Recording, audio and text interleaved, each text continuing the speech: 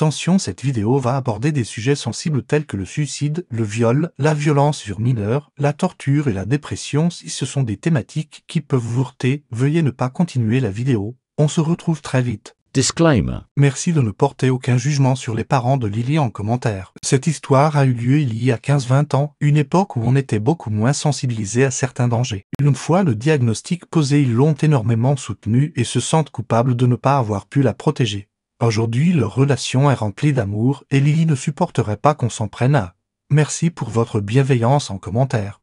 Pour finir, il y a parfois des bruits de travaux en bruit de fond, veuillez nous excuser pour la gêne occasionnée. Hello, j'espère que vous allez bien. Alors on se retrouve aujourd'hui pour une nouvelle vidéo dans le format témoignage, qui est un format qui vise à mettre en avant certaines personnes qui ont des histoires à raconter mais qui n'ont pas forcément accès à certains médias. C'est vrai que j'ai remarqué que j'avais une communauté qui était quand même super bienveillante. Vous avez toujours très bien accueilli toutes les histoires que je vous ai partagées ou que d'autres sont venus raconter, donc c'est pour ça que je me suis dit que ce format là pouvait vraiment vous plaire. Si jamais vous avez aussi envie de participer au format, je vous mettrai un mail où vous pourrez envoyer votre proposition avec une présentation de vous et du témoignage que vous voulez apporter. Alors aujourd'hui on se retrouve avec Lily. Comment tu vas ? Salut, ça va super. Merci en tout cas de m'accueillir sur ta chaîne. Avec plaisir. Lily, je vais te laisser te présenter et aussi nous dire pourquoi est-ce que tu préfères rester anonyme. Comme ça, ils pourront un petit peu comprendre le pourquoi du comment. Alors moi je m'appelle Lily et je suis l'hôte du système Elestren. Donc pour expliquer, j'ai un trouble dissociatif de l'identité. C'est-à-dire que je partage ma vie avec on les appelle des états de personnalité, donc en fait c'est ce qu'on appelle des alters dans le jargon scientifique. Les personnes atteintes de troubles dissociatifs de l'identité vivent ces symptômes comme venant d'un alter ego à l'intérieur de leur tête. Par exemple, elles peuvent avoir l'impression que quelqu'un d'autre veut pleurer en utilisant leurs yeux. Je partage donc ma vie avec ces alters qui ont leur propre vision du monde, ils ont leur voix aussi. Ils ont une voix différente, des idées différentes et aussi des souvenirs différents. Parce que, en fait, le TDI, c'est une réponse à des traumatismes dans l'enfance. Donc, en général, ça se passe avant les 6-9 ans parce que à l'âge de 6-9 ans, il y a l'intégration de la personnalité qui se fait, c'est-à-dire qu'on va obtenir une personnalité qui est unifiée. On sait qui on est, ce qui n'est pas le cas quand on est bébé et enfant. Quand il y a des traumatismes dans l'enfance, l'intégration de la personnalité ne se fait pas et les différents états de personnalité évoluent chacun séparément en fait et pas ensemble, ce qui crée le TDI. En fait, moi du coup je préfère rester anonyme parce que dans mon cas, mon TDI a été créé délibérément par mes abuseurs. Donc en fait mes abuseurs savaient ce que c'était le TDI et savaient comment induire un TDI. Ils ont commis des violences assez extrêmes qui m'ont fait développer le TDI. Aujourd'hui je reste anonyme parce que déjà j'essaye de protéger mon entourage, donc ma famille surtout. Ma famille qui n'était pas liée à ce que j'ai vécu. Alors il y a eu des problèmes dans ma famille mais c'est un peu séparé, ça n'a rien à voir. J'essaie de me protéger moi aussi parce que j'ai pris la parole sur les réseaux sociaux, donc je fais en sorte qu'on me retrouve pas, en fait, que les personnes qui m'ont fait du mal ne me retrouvent pas. Et dernière chose, c'est que moi je fais mes études en politique. J'ai peur d'être ouverte sur le fait que j'ai un TDI et tout, que ça me finisse par me porter préjudice dans la branche où je veux travailler, donc voilà, c'est pour ça que je reste anonyme. Ok, je comprends totalement. C'est vrai que moi personnellement, le TDI c'est un sujet sur lequel je me suis déjà beaucoup renseignée, ça fait, je dirais quand même maintenant à peu près 1 an et demi, 2 ans. Je pense que j'ai d'abord dû tomber sur les vidéos d'Olympe et ensuite sur les vidéos de Peculiar Club, donc de Christina. Je saurais pas expliquer le pourquoi du comment, mais c'est vrai que c'est un sujet qui m'a énormément intriguée. En tant que personne qui ne le vit pas, c'est vrai que ça me semblait totalement, je veux dire presque surnaturel. Et c'est vrai que très rapidement, il faut un petit peu remettre les choses dans leur contexte et rappeler que c'est pas du tout un jeu. Si vous voulez en savoir plus, je vous conseille vraiment d'aller faire un petit tour sur sa chaîne YouTube. Peut-être que vous comprendrez mieux de quoi il s'agit. Mais c'est vrai que voilà, tu rappelais que c'est pas forcément un univers où ce sont des amis en fait qui sont là pour toi, c'est trop cool, vous avez plein de discussions ensemble et tout. Non, pas du tout. C'est vraiment un sujet qui est totalement sérieux. Ce sont des personnalités qui peuvent être bienveillantes mais aussi malveillantes envers toi. Pour le coup, dans les systèmes qu'on voit habituellement, j'ai tendance à voir, on va dire, j'irai entre 10 et 15 alters. Tu les appelles comment toi? En fait, moi je dis... État de conscience. Ouais, moi je parle plutôt de personne intérieure, mais Ok. c'est mon terme à moi. Ok. Mais enfin voilà, le terme approprié c'est alter. C'est alters, ok. Donc souvent je vois quand même des systèmes qui ont entre 10 et 15 alters. Souvent aussi des alters qui arrivent au fur et à mesure, c'est pas du tout défini. Toi, de ce que j'ai pu comprendre, t'en as beaucoup plus que On ça. est beaucoup plus, ouais. Et est-ce que c'est du fait que le TDI a été programmé que t'en as plus que ce qu'on a l'habitude de voir, Oui. ou c'est juste que le TDI de manière générale, il peut être juste perçu, enfin chacun a sa manière en fait de vivre son TDI. Alors après, je connais pas... par exemple, sur les réseaux sociaux, je connais des personnes qui ont un TDI, donc ça s'appelle un TDI polyfragmenté, Ok. ou ça s'appelle aussi TDI complexe. Je connais des personnes qui ont un TDI polyfragmenté qui n'ont pas vécu le genre de violence que j'ai vécu, Ok. mais c'est vrai que quand on se penche sur les violences, ça s'appelle les violences rituelles, la plupart des gens qui ont survécu à ce genre de violence, ils ont développé un TDI polyfragmenté. La différence avec un TDI normal, enfin non polyfragmenté, c'est que dans le TDI polyfragmenté, à chaque fois qu'il va y avoir un traumatisme, un nouveau traumatisme, au lieu de se séparer en un alter, bah, le cerveau il va séparer en une dizaine d'alters en fait. Ok, d'accord. Donc c'est la manière de fonctionner qui est un peu différente du TDI classique. D'accord. Ok, je comprends mieux. Et du coup, est-ce que tu peux un petit peu nous raconter quelle est ton histoire? Comment est-ce que tu t'es rendu compte que tu avais un TDI qui était programmé? Quels sont tes premiers souvenirs par rapport à ça? Les premiers souvenirs des alters que j'ai, ça date de mes 4 ans. Ok. Et je me souviens qu'à 4 ans, je discutais avec une altère. Bon, je savais pas que c'était une altère à l'époque, mais je l'appelais la Dame Blanche. Ok. Et alors, les personnes autour de moi ne remarquaient pas que j'avais des amis imaginaires ou des choses comme ça parce que j'étais très secrète quand j'étais petite. Ok. J'avais honte d'être moi en fait, et Mhm. du coup, je cachais tout. Et je parlais beaucoup à mes alters, donc j'entendais des voix dans ma tête, il y avait des discussions et tout ça. Et en même temps, donc à ce moment-là, je vivais des violences.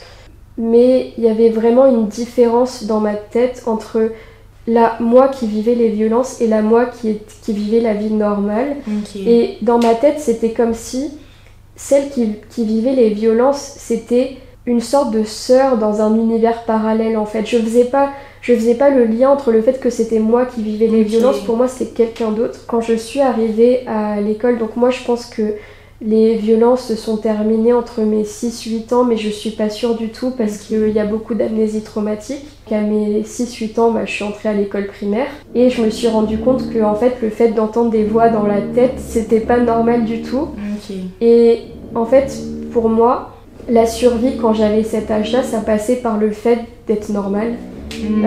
Du coup, on pense que donc vers mes 6, 7 ans, 8 ans, tout le système, donc le système c'est l'ensemble des alters, ils sont partis en dormance, Ok. c'est-à-dire qu'ils sont devenus inactifs en fait. Et la seule chose qui est restée, c'était que quand j'entendais à la télé des histoires de filles qui étaient kidnappées, qui étaient violées, qui étaient agressées, en fait j'avais une voix dans ma tête, parce que je pense qu'il y avait une altère qui n'était pas en dormance mais qui était restée, et qui me disait « mais tu sais, ça t'est arrivé aussi ». J'avais cette voix dans ma tête qui me disait il faut que tu m'écoutes, ça t'est arrivé et tout, mais je faisais toujours abstraction et je l'ignorais complètement. Jusqu'à mes 15-16 ans, où je me suis rendu compte, en fait j'avais été en dépression depuis très longtemps, j'ai fait ma première tentative de suicide à 8 ans et à mes 16 ans je me suis rendu compte que c'est pas normal de pas aller bien. J'avais même pas mis le mot de dépression sur ce que je ressentais, c'est arrivé après, mais j'allais pas bien, je le savais et je me disais que c'était pas normal. Et du coup j'ai commencé à faire un peu des recherches sur comment mieux gérer mes émotions, me demander pourquoi j'allais mal, qu'est-ce qui se passait dans ma tête, d'essayer de comprendre pourquoi j'allais pas bien. Donc j'étais dans une école qui était très cotée, tu vois comment dire, fallait avoir un certain QI pour entrer, tout très sélective. Ouais. J'étais en seconde et en fait dans cette école on commençait les filières, maintenant ça a changé, ça a complètement changé comment ça fonctionne. À l'époque il y avait encore des filières, donc S, E, S, L. En fait on choisissait notre filière en seconde. Ok. Et la seconde servait à une sorte de préparation pour la première. Ok. Et donc moi j'étais partie en S parce que pour mes parents c'était inconcevable que je fasse autre chose que scientifique. Donc j'étais en seconde S. Ça se passait pas très bien, j'avais des mauvaises notes. Et j'ai essayé d'exprimer le fait que je n'allais pas bien à mes parents. Mes parents, ils faisaient l'autruche complètement. En fait, le truc, c'est qu'il faut savoir que j'ai des sortes de symptômes de conversion qui ont commencé à se manifester quand j'avais 12 ans. Donc en fait, ce qui se passait, c'était que mon corps me lâchait complètement. J'avais l'impression que mon corps pesait une tonne, que mes muscles étaient devenus du plomb, en fait. Et je tombais par terre. Des formes de malaise? Ouais, c'était des malaises, mais je restais consciente. Okay. Alors mes yeux étaient fermés, je ne pouvais plus parler, mais voilà, j'étais toujours consciente. Donc, en fait, ça faisait quand même assez longtemps que mes parents auraient dû se douter qu'il y avait quelque chose qui allait pas. J'ai fait des examens neurologiques, j'ai fait des IRM, j'ai tout fait. Et il n'y avait aucune explication. Et le médecin m'a dit c'est psychosomatique, c'est du stress. Et moi dans ma tête ça n'avait aucun sens, que j'étais genre bon ok l'école ça me stresse un petit peu, mais de là à faire des malaises comme ça c'est pas logique, il y a quelque chose qui va pas. Et donc à mes 16 ans j'ai décidé de quitter, donc là j'étais en première, j'ai décidé de quitter la S, de partir en L parce que j'étais beaucoup plus forte en français et plus tard en philosophie. Sauf que mes parents ils ont un peu pété un câble parce que pour eux si je faisais la filière L j'allais pas m'en sortir derrière, j'aurais pas un bon travail et tout. Il y a une grosse dispute, l'école nous a quand même aidés et tout à nous réconcilier et je suis partie en ES. À ce moment-là, donc quand il y a eu la dispute avec mes parents, que j'ai entendu encore cette voix qui me parlait de temps en temps, qui m'a dit « Écoute, là il va falloir que tu regardes les choses en face et que tu acceptes ce qui t'est arrivé. » Et j'ai commencé à avoir des flashbacks. Et en fait, le truc c'est que il y a des souvenirs, je les avais tout le temps, je les avais toujours eus. Mais pour moi, c'était une sorte de rêve éveillé en fait. Je voyais pas ça comme quelque chose qui m'était arrivé. Et donc, avec la dispute qu'il y a eu à mes parents, ça a été un déclencheur. Et c'est là que je me suis rendu compte, attends, mais toutes ces sortes de rêves éveillés que t'as, ça s'est vraiment passé en fait. J'avais déjà la conscience d'avoir des haltères, mais évidemment, je les appelais pas des haltères. Pour moi, c'était des sortes d'inventions parce que j'étais très créative, j'écrivais beaucoup de livres et tout. Pour moi, c'était des personnages que j'imaginais. Et j'avais juste remarqué, c'est bizarre, parfois ces personnages, ils prennent contrôle de mon corps, comme s'ils étaient réels. Mais en fait, j'ai entendu parler du TDI beaucoup plus tard. Donc, pas si tard que ça parce que j'ai été diagnostiquée quand j'ai eu 16 ans. Alors, c'était un diagnostic officieux parce que c'est une maladie quand même grave et on peut pas être diagnostiqué quand on est enfant ou adolescent. Le diagnostic il vient plus tard. Mais c'est à ce moment-là que je me suis rendu compte des haltères. Ok. Et avant ça, t'avais déjà eu un suivi psychologique ou pas du tout? Non, pas du tout, parce qu'en fait, mes parents, ils se méfiaient beaucoup de la psychiatrie. Et en fait, le truc, c'est que j'avais de très bonnes notes à l'école, je faisais pas de bêtises, je passais complètement inaperçue. Et du coup, il y a personne qui s'est dit « Ah, attends, la petite, elle va pas si bien que ça. » Ouais. Du coup, quand est-ce que tu as réalisé que c'était pas un TDI qui était classique, mais un TDI qui avait sûrement été programmé? En fait, je m'en suis rendu compte. J'avais des soupçons déjà parce que, par exemple, j'avais des souvenirs où, clairement, l'abuseur me donnait un prénom, un autre prénom que mon prénom. Ok. Il m'appelait pas par le nom qu'il y a sur ma carte d'identité, il m'appelait par un autre prénom. Et en fait, il avait plusieurs prénoms selon la situation où j'étais. Donc du coup, déjà, je trouvais ça bizarre. J'ai vraiment compris que j'avais un TDI programmé avec les flashbacks. Par exemple, j'avais clairement des flashbacks de programmation. Donc la programmation, c'est une sorte de contrôle mental. Et par exemple, on mettait des électrodes sur le corps, on m'envoyait des décharges électriques et on me répétait « tu es mauvaise, tu es diabolique, tu es une perse, tu es un monstre ». Et ça, on me répétait en boucle. Et à un moment donné, il n'y avait plus vraiment de doute, surtout que je rentrais dans des sortes de... Alors, c'était pas des flashs d'événements traumatiques, mais c'était des sortes d'entrée en transe, en fait, comme si j'avais été hypnotisée et que j'étais convaincue, par exemple, que j'étais une menteuse, ou alors j'avais une voix dans ma tête qui me disait « tu dois te suicider, tu dois te suicider, tu dois te suicider ». Et ça, c'est aussi des signes, en fait, de programmation. Ok, parce que c'est vrai que moi, donc, avant que tu m'en parles, personnellement, j'avais jamais entendu parler du TDI programmé, justement. Et j'ai pu voir sur ta chaîne YouTube que tu parles vraiment du fait que c'est quelque chose qui vient du gouvernement. Donc plus américain que français. Tu parles notamment de la CIA. C'est un peu compliqué. Donc le gouvernement n'est pas vraiment impliqué dans le sens où déjà la CIA c'est un peu une entité séparée du gouvernement. Évidemment, c'est à prendre avec des pincettes parce que il y a énormément de documents qui ont été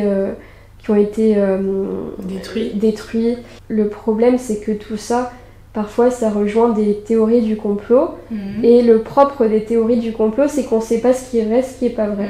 Donc du coup, on peut que établir des théories, on va dire. Et ce qui est le plus logique, c'est que les recherches sur le contrôle mental, elles ont commencé pendant la Seconde Guerre mondiale avec les déportés d'Auschwitz. Donc il y avait surtout le docteur Mengele qui faisait des expériences sur les juifs pour atteindre une connaissance du cerveau humain qui permettrait de contrôler totalement une personne sans sa volonté et sans qu'elle ne s'en aperçoive. Ce qui s'est passé, c'est qu'à la fin de la Seconde Guerre mondiale, il y a des chercheurs nazis qui ont été rapatriés aux États-Unis et on leur a dit soit vous allez en prison, soit vous nous aidez à finir les recherches. Donc la CIA s'en est mêlée, ils ont fait des recherches. Officiellement, ça n'a rien donné, mais évidemment, le peu de documents qu'on a, c'est vraiment la partie émergée de l'iceberg. Il y a énormément de recherches qui, comme on l'a dit plus tôt, ont été détruites. La CIA a mené le projet MKUltra. Alors, il y a eu beaucoup de noms différents parce qu'il y a des sous-projets de MKUltra. Donc ça, c'est la phase émergée de l'iceberg dont tu me parlais. Ouais, c'est ça. Donc en fait, le projet MKUltra, donc le but c'était d'essayer de contrôler une personne sans qu'elle le sache et contre son gré. Donc par exemple, la problématique c'était comment pourrait-on amener une personne à tuer sans qu'elle le veuille. Parce que en fait, ce qui était le plus difficile, c'était d'aller à l'encontre des valeurs d'une personne. Donc la plupart des gens sont normaux, ils n'ont pas envie de tuer quelqu'un. Bien sûr. Et donc vraiment, ils ont fait des recherches sur comment aller au-delà du gré de la personne. Donc ça, on sait que ça a existé, on sait que ça s'est passé. Mais derrière, il y a eu énormément d'autres projets, de recherches. Et ça, on ne sait pas ce qui s'est passé, on a juste le témoignage des survivants en fait. Ok, donc il y a déjà des survivants qui ont témoigné par rapport à toutes ces choses-là. Oui. Et du coup, si je comprends bien, toi, enfant, tu as été victime en fait d'un de ces réseaux, parce qu'au final, ce que je trouve vachement étonnant, c'est que le TDI, en toute la partie un petit peu publique, dans ce qu'on entend, même comme toi tu le disais, c'est quelque chose que tu as découvert finalement assez tardivement, donc se dire qu'il y avait déjà des gens qui étaient au courant du trouble et qui se sont dit on va mener des expériences pour le développer chez certains enfants dans le but de les manipuler. Et du coup, toi, par rapport à ça, par rapport à ce réseau dont tu as fait partie, déjà, est-ce que tu sais si vous étiez plusieurs enfants ou si tu étais seule? Est-ce que tu t'es enfui de ce réseau? Si tu t'en souviens et si bien sûr tu souhaites en parler. Comment est-ce que tu as pu sortir de tout ça? Alors déjà, je voudrais juste faire une petite aparté pour dire que le truc c'est que les recherches qu'on a sur le TDI vont beaucoup moins loin que les connaissances des abuseurs, parce qu'évidemment les abuseurs ils peuvent torturer des enfants. Alors qu'évidemment les scientifiques moraux, honnêtes qui font les expériences sur le TDI, ils ne peuvent pas torturer des enfants. Totalement. Donc il y a beaucoup moins de connaissances officielles sur le TDI. Que ce qu'il y a en réalité en fait par les personnes qui maîtrisent vraiment le sujet, mais par des biais beaucoup plus douteux, quoi. Ouais. Ok. Et donc pour répondre à ta question, j'étais pas toute seule. Moi je voyais, on va dire, une vingtaine d'autres enfants. Ok. Et alors on était gardés quand on n'était pas utilisés, parce que il y avait, je sais pas si on peut parler de prostitution, mais de la prostitution forcée. Quand on n'était pas utilisés, on nous mettait dans des cages. Et en fait, donc il y avait des enfants qui étaient comme moi. Moi, le réseau a eu accès à moi grâce à des personnes proches de la famille. Évidemment, ils font tout pour que la famille ne soit pas au courant. Et il y a d'autres enfants qui ne sont pas enregistrés à l'état civil. En fait, parce que donc évidemment, il y a des victimes qui passent l'âge de la puberté, qui peuvent tomber enceintes, qui tombent enceintes. Et leurs bébés ne sont pas enregistrés à l'état civil, ce qui fait qu'il peut se passer tout et n'importe quoi. Bien sûr, ça sera jamais contrôlé. Je préfère pas parler de comment je m'en suis sortie. Bien sûr, non mais je comprends. Et en fait, c'est compliqué à cause de l'amnésie traumatique. Ok, d'accord, je comprends totalement. Du coup, si t'es d'accord, est-ce que tu peux un petit peu nous parler de ton système, de toi, comment est-ce que tu le vis? Est-ce que tu as des alters qui sont là pour te protéger? Est-ce que tu as des alters qui sont malveillants avec toi? Comment fonctionne un petit peu toi ton système? Du coup, comme on le disait tout à l'heure, je suis polyfragmentée. Donc on est à peu près une dizaine à être là régulièrement. Okay. Évidemment 7 du coup. Parfois il y a des alters qui se manifestent qu'on ne voit plus du tout après. C'est un peu... Moi parfois j'ai l'impression d'être dans un manège parce que il y en a un qui rentre, un autre qui part, ça tourne, c'est un peu compliqué. Mais en tout cas, à chaque fois tu as conscience que c'est un alter qui est différent des autres. Alors oui et non, parce que souvent je ne me rends pas compte que je switch. Et je vais avoir des mimiques différentes ou une voix différente, même je me rends compte même pas que ma voix change. Et c'est le chéri qui me dit il y a June, il y a Ash. Donc du coup pour parler un peu des autres alters, la plus présente en ce moment c'est June. Elle a 12 ans, mais je pense qu'en fait elle est plus jeune que ça, parce qu'elle a un comportement un peu plus jeune que 12 ans, qui est beaucoup là parce qu'elle adore le chéri. Et je ne sais pas, en fait c'est un peu compliqué June parce que on connaît pas ses triggers. Donc parfois elle est là alors que elle a pas de raison d'être là, bref. On a Ash qui est une altère trauma holder, donc elle est porteur de traumatisme, qui est une altère sociale et une altère sexuelle, donc elle s'occupe de tout ce qui a trait à la sexualité. Et elle est aussi là quand il y a des fêtes, quand il y a quand on est plusieurs, quand il y a plusieurs personnes avec nous et tout. Ash, elle a été hôte pendant quelques années et elle s'est beaucoup plus assagie avec le temps parce que on pense que au début, quand les alters ont commencé à se manifester, qu'elle était borderline. Parce qu'elle avait plusieurs symptômes du trouble borderline, mais ça s'est beaucoup amélioré depuis qu'elle était hôte. On a Lou qui est apparu il y a 1 an, et Lou c'est un homme. il est là aussi pendant les fêtes, donc c'est un alter social. Du coup, il est très chill. Je vais essayer de faire au mieux. Donc, première question. Depuis combien de temps j'existe? J'existe depuis janvier 2022. C'est hyper précis. Je crois même que le chéri de Lily a la date précise à laquelle je suis apparue. C'est un peu l'ami de tout le monde. Lui, il a pas de soucis. Il est go with the flow et tout. Ok. Sinon, on a Jasmine, c'est une petite de 4 ans qu'on voit plus trop depuis que June est là. Je pense que l'explication, c'est qu'elles ont un petit peu le même rôle, donc du coup, c'est soit l'une, soit l'autre. Après, on a d'autres alters qui sont récurrents, mais qui passent pas beaucoup de temps. On a Anna, qui est très froide, qui est très compliquée à gérer pour moi et je pense pour le chéri aussi. On a Arman qui ne fronte.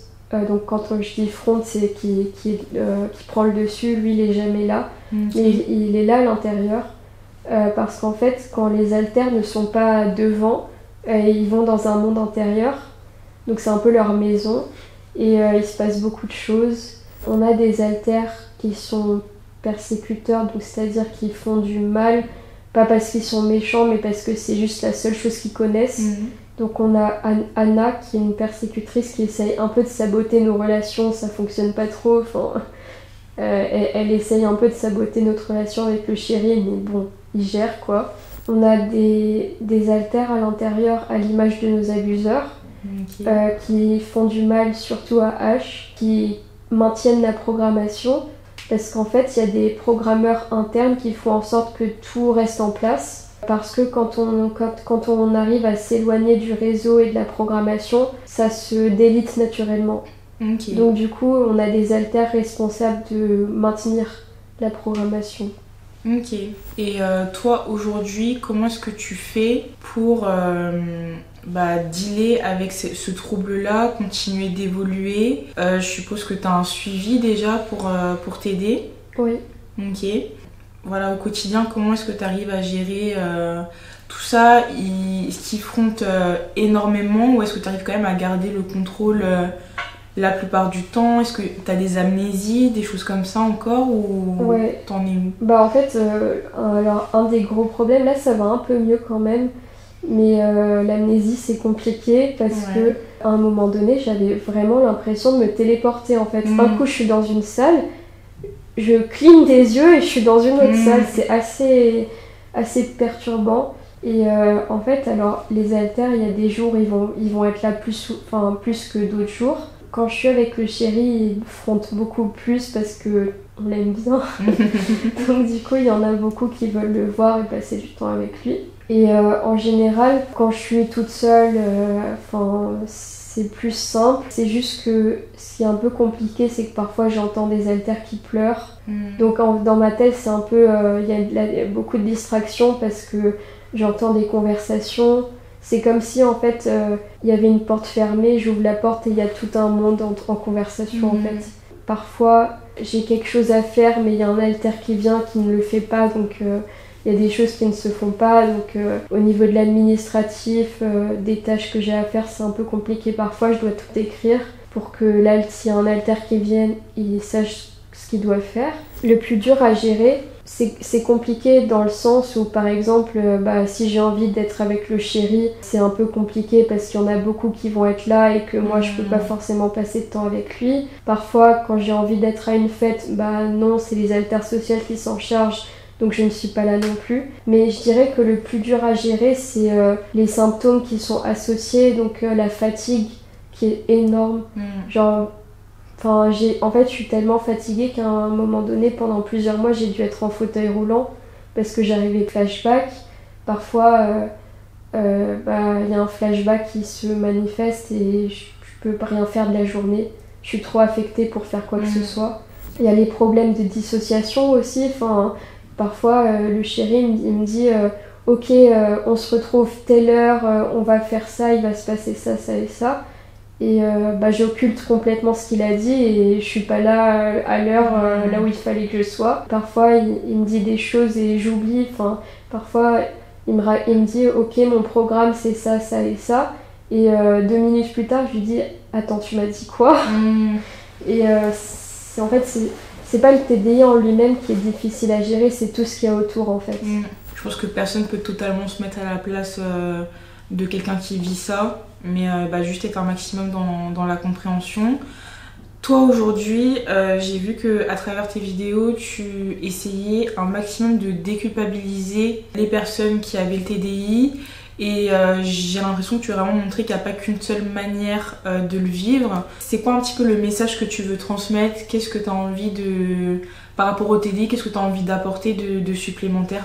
En fait, le plus gros message que je veux faire passer, c'est que le TDI programmé, ça existe, que c'est pas une théorie du complot. Alors, il y a un truc qui m'énerve un petit peu, c'est que justement les adeptes des théories du complot, ils ont tendance à dire qu'il y a que le TDI programmé qui existe et que si t'as pas vécu de programmation, tu peux pas avoir un TDI, ce qui est complètement faux. Donc ça, c'est un peu frustrant d'entendre ça. Mais il y a beaucoup de gens qui ne sont pas au courant. Déjà, Olympe, Céliana, Christina, ils ont fait un énorme travail au niveau de la connaissance des gens.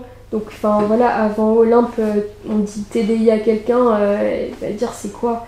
Alors que maintenant, il y a beaucoup plus de personnes qui sont au courant, mais qui ne savent pas que le TDI programmé existe, qui ne savent pas qu'on peut créer un TDI chez une personne, que ce genre de violence existe parce que c'est quand même des violences extrêmes, c'est de la torture. C'est vraiment pour ça que je me bats en fait. Ok. Aujourd'hui, tu peux quand même dire qu'on peut vivre avec ce trouble-là. T'arrives à avoir quand même une vie assez normale, t'as quand même un copain, t'arrives à faire tes études. Pour toi aujourd'hui c'est possible de dealer avec quand même? Genre ma réponse elle dépend vraiment, un jour où ça va aller un peu mieux qu'un autre, je vais dire oui c'est possible et tout. Et un jour où ça va pas aller, où je vais être en dépression et tout, je vais dire non c'est pas possible. Du coup la décision d'Olympe de recourir au suicide assisté, ça m'a beaucoup émue, ça m'a beaucoup touchée. Le dernier trimestre 2023, je vais avoir recours au suicide assisté en Belgique. Je suis déjà en contact avec les médecins, etc.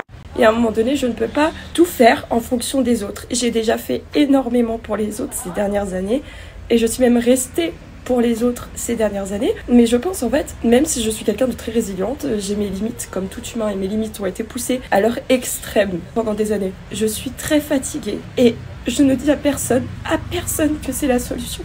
Parce que je la comprends et je comprends pourquoi elle en est arrivée là. Parce que vraiment, moi, j'ai des jours off où j'y arrive pas, où ça va pas, il n'y a rien qui va. Et je me dis, j'aimerais bien me reposer pendant... En fait, parfois, j'ai juste envie de dormir. Le matin, j'arrive pas à me lever, je me lève après 10 heures parce que j'ai pas envie de me lever. Je me dis, merde, encore une journée, quoi. Genre, je viens de me réveiller, il va falloir que je survive toute la journée. J'arrive à vivre avec le TDI, mais c'est vraiment au jour le jour, en fait. Je peux pas dire... je peux pas prévoir comment ça va aller de jour en jour et je prends vraiment... un jour à la fois. Ok, je vois. Lily tient à rajouter que, si d'ici 4 à 5 ans la situation ne s'améliore pas, elle songe également recourir au suicide assisté. Je sais que je vais choquer mes proches, mais j'ai beaucoup réfléchi. Je suis suivi depuis mes 16 ans et je souffre encore énormément au quotidien. Je pense que j'ai des choses à accomplir dans ce monde, mais je suis aussi très fatigué. Depuis 2019, j'ai été hospitalisé plus de 6 fois. J'ai l'impression de rechuter en permanence et d'ailleurs mon ex m'a dit que je suis incapable de vivre seul et de manière autonome, sans que des haltés me mettent en danger en me scarifiant ou en faisant des TS. Est-ce que du coup c'est à partir du moment où tu as pris conscience du TDI, j'ai l'impression que ça n'a pas forcément été une bonne chose, tu le vis mieux maintenant que tu en as pris conscience ou au contraire ça a rendu les choses plus compliquées pour toi? En fait, je préfère quand même avoir conscience de mon TDI et de ce qui m'est arrivé parce que quand je ne savais pas, la dépression avait beaucoup plus d'emprise sur moi. Okay. C'est-à-dire que aujourd'hui je suis toujours en dépression mais je peux faire la part des choses et je comprends mieux comment ça m'affecte et vu que je comprends comment ça m'affecte, j'arrive quand même à trouver des solutions pour pouvoir gérer mon quotidien avec la dépression. Mais quand je me souvenais pas du TDI ou des traumatismes, j'allais pas bien et je savais pas pourquoi. C'est quand même super handicapant parce que je m'en voulais énormément. Je me disais mais regarde, T'as un toit au-dessus de ta tête, t'as de la nourriture, tu fais une école incroyable, t'as tellement de chance. Il y a des gens, ils ont pas de chance, ils ont pas la chance de faire des études, ils ont pas la chance d'avoir tel truc. Et toi, t'es là en train de te plaindre, tu sais pas pourquoi. Et c'est dur. Ouais. Alors que maintenant, je sais que j'ai une raison de me sentir comme ça. Ok. Donc aujourd'hui, comme tu te sens beaucoup plus légitime dans ta position par rapport à ce que tu vis, est-ce que des fois tu as encore un petit peu ce syndrome de l'imposteur à te dire que tout le temps? Ouais. Tout le temps, parce que je peux pas m'empêcher de me comparer aux autres et de me dire ah regarde, cette fille elle a beaucoup plus de légitimité que toi.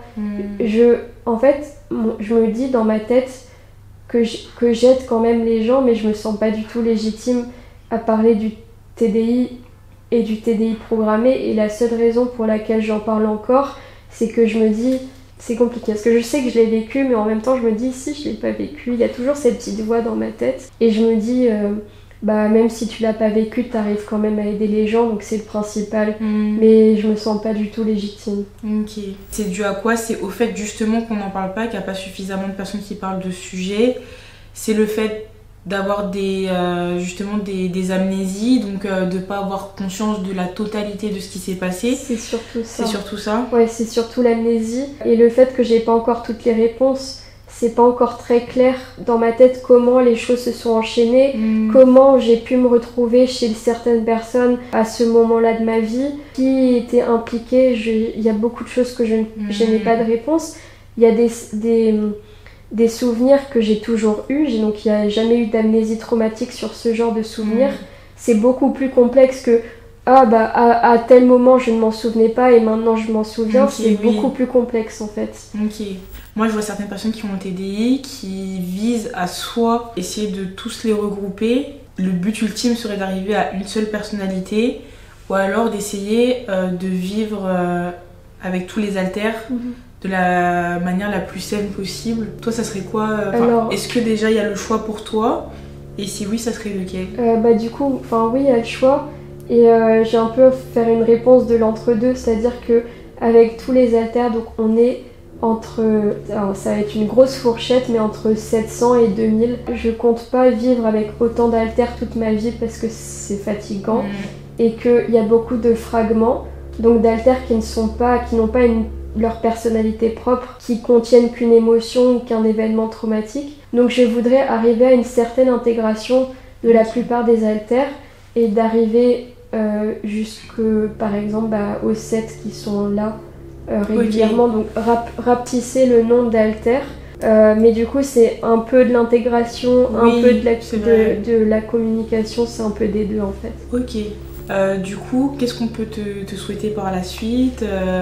C'est quoi De finir mon master déjà. Finir ton master, oui, là c'est bon, c'est bientôt. J'espère que je vais réussir, toujours un peu peur, mais parce que sûr. Ça fait quand même... j'étais censée finir mon master en 1 an, au final j'ai pris 2 ans et demi. Donc en fait le problème avec les troubles c'est que je peux jamais prévoir. Donc ça se trouve, hier j'ai réussi à écrire plus de 1000 mots. Ça se trouve demain j'arriverai à écrire aucun. Donc c'est vraiment la loterie quoi. Donc, Ok, je comprends. En tout cas franchement c'est tout ce qu'on te souhaite. J'ai cru comprendre aussi que tu voulais évoluer dans la politique. Donc pareil, je te le souhaite aussi. Mon but en faisant des études de politique, c'est de faire en sorte que personne n'ait à vivre ce que j'ai vécu. Et de sauver les enfants. Parce que souvent on dit oui, regardez les enfants en Syrie, regardez les enfants en Afrique. Ouais, mais le travail, il faut commencer à le faire en France. Totalement. Parce qu'il y a énormément d'enfants qui souffrent. C'est pas bien de se voiler la face en disant oui, les enfants dans notre pays souffrent plus qu'ici, c'est pas vrai. En tout cas, merci beaucoup d'être venu ici. Merci à toi. De nous avoir raconté ton histoire. N'hésitez pas à aller checker encore une fois sa chaîne YouTube et ses réseaux sociaux que je vous mettrai dans la barre d'infos. Si vous voulez en apprendre plus sur le sujet, un peu mieux comprendre, je suppose qu'il y a d'autres contenus aussi qui vont venir par rapport à tout ça. Et je te souhaite vraiment le meilleur pour la suite. Merci beaucoup. Merci à toi. Je vous fais plein de bisous et du coup on se retrouve très très vite pour une prochaine vidéo. Ciao. I love you, girl. Follow me. Follow. Come to me now, follow, follow. Sweet Belinda, follow, follow. Oh yeah, follow, follow, follow, follow me, follow.